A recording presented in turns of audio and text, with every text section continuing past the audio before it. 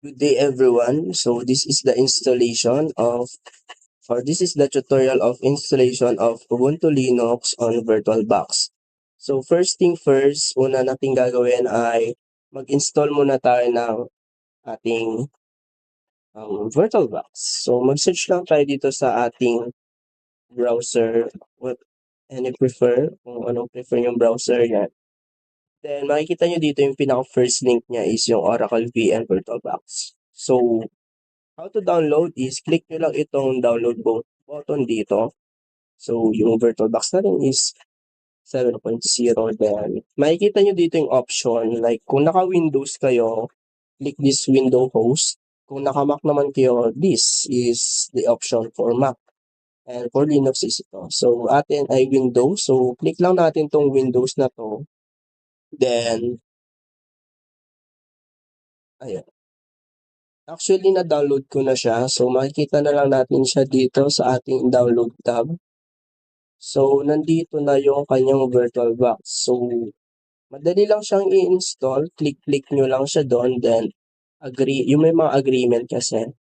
Then, after natin ma-install tong VirtualBox, is pupunta naman tayo sa Ubuntu. So, search nyo lang dito sa browser is Ubuntu. Then, may makikita kayong link dito sa first link. Then, makikita nyo itong download Ubuntu desktop. So, click nyo lang yan.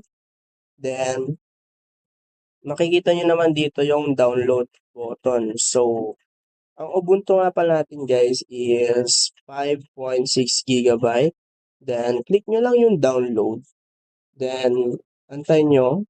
Then, ayun, since naka-download na nga tayo, makikita lang natin dito sa upper right natin is downloading na yung ating Ubuntu. Okay. So, before we proceed to the installation, so let's define first what is system administration. So, system administration, basically, this is the role management and maintaining computers, including servers, workstation, and systems. So, basically, it involves tasks such as patching, like yung patching, then troubleshooting, and networking. Yan. Next, what is system maintenance? So, from the word itself, makita naman natin dito yung word na maintenance. So, basically, this is the process of keeping computers, technology, and infrastructure. And meron din yung equipment and software. So, hindi lang naman siya sa hardware, meron din siya sa software. Ayan. And it is crucial aspect of running a business as a ensures the smooth functioning of all the system that company depends on the carry out of operators. So, sabi niya dito sa Google, like sa Google lang naman galing yung sagot ko doon. Pero ang pinaka main point ng system maintenance is the process of keeping company's technology infrastructure or pati rin sa software. Next is what are the benefits of Ubuntu Linux operating system in the system administration and maintenance. So kadalasan kasi ang gamit ng ating mga companies dito is Windows, pero sabi niya dito, what is the benefits of Linux? So, Ubuntu Linux distributed based on Debian and designed for a servers. So, it is a lot of features that make it a good choice for a server, such as stability, compatibility, or yung compatible siya, ganon, and with other systems. So, ibig sabihin, hindi siya mahirap like compatible siya, ganon. And it is of use. So, sabi dito sa Google ulit, na madali daw siyang gamitin. So, another is, one of the main reason to choose Ubuntu for server is its stability. So, stable daw yung Ubuntu or yung Linux. Sabi dito sa Google. Kaya, yun yung benefits niya.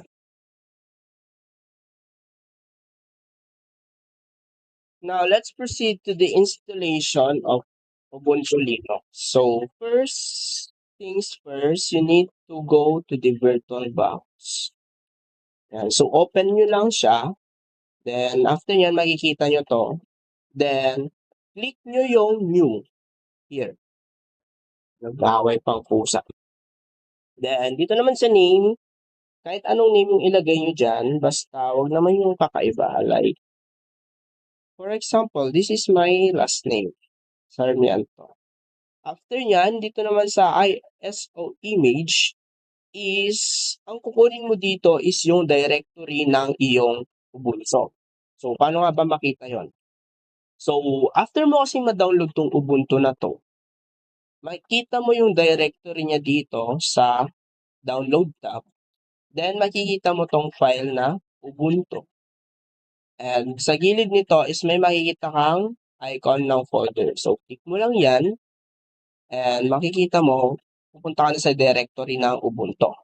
And makikita mo dito is nandito siya sa downloads. So, punta tayo sa downloads. Click nyo lang to. As you can see, meron akong existing dito, but tuturuan ko kayo kung paano. So, ito, then, open. After nyan, next nyo lang. And, as you can see is, meron na kayong default na username or yung account. Ganun. So, you can, ano naman to, you can customize your password. And, sorry. Dito naman, sa processor niya is, okay na siguro tong 1. And dito naman sa base memory, I don't think so. But, stay on default na lang. Yeah, pwede naman yan. Or you can maximize naman. Yeah, maximize na lang. Next. And dito naman sa create or sa virtual hard disk. So, ilagay nyo lang dito yung inyong virtual hard disk now. Or, okay na yung 20 gigabyte. And usage existing, you don't, After nyan is meron na kayong summary ng inyong pinaggagawa. So, makikita natin dito yung machine name, Sarmiento. Yung folder name or yung folder, yung directory niya is nandun siya sa VirtualBox na directory. And yung ISO image, yung nilagay natin kanina. Tapos yung guest OS type, yung Ubuntu 64-bit. And let's click finish. And finish. Then, antayin nyo lang kasi nag-i-install siya dito. Ayan. Antayin nyo lang siya dito. Ayan. After nyan is mag-open tong window na to. Palakihin lang natin. So, pwede siyang palakihin, guys. Ano ba?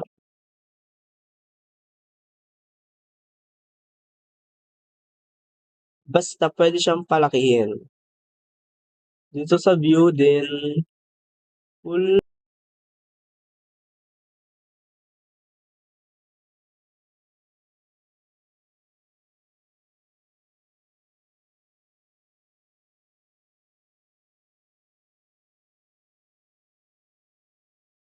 Ayan. After nyo makapag-create ng account, lalabas to. Then, next lang natin yan. And make sure na English yung pili nyo. And next lang. Then next. Use the word connection.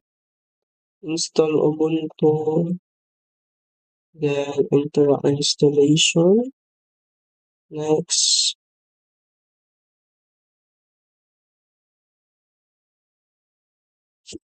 Wait nyo lang siya.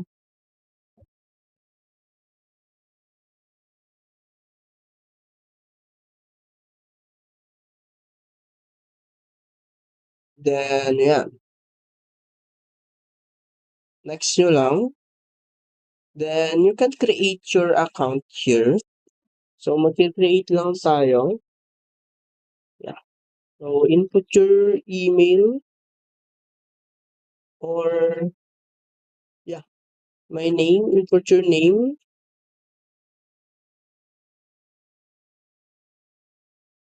and username. So, I suggest na kahit complete name na lang ilagay nyo dito. Then, meron na rin siyang automatic username. So, put na lang kayo ng password dito. So, yeah.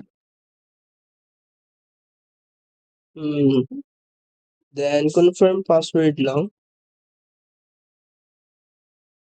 Then, yeah, next. Click nyo na yung next. Then, next na din yan. And as you can see dito is meron kayong review or yung reviewer choices nakalagay dito. Then, next, install na natin. Ayan. Then, antayin nyo lang siya na mag-install. Then, you can shift this in a full screen. So, click nyo lang yung right control, then F. Then, enter. Then, antayin nyo lang siya mag-install.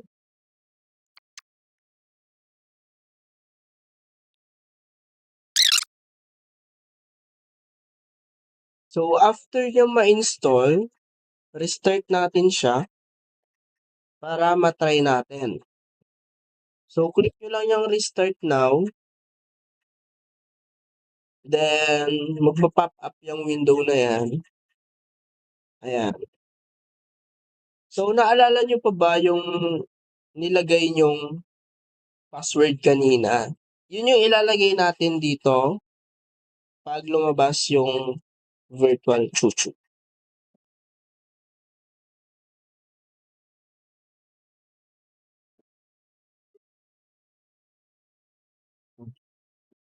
Okay, so makikita natin dito yung username natin. Then, enter nyo lang yung password na nilagay nyo kanina na ini-import yung Ubuntu sa ating virtual box. Okay? Yan.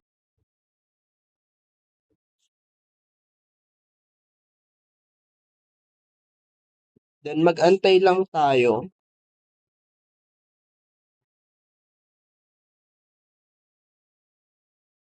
Then, yun.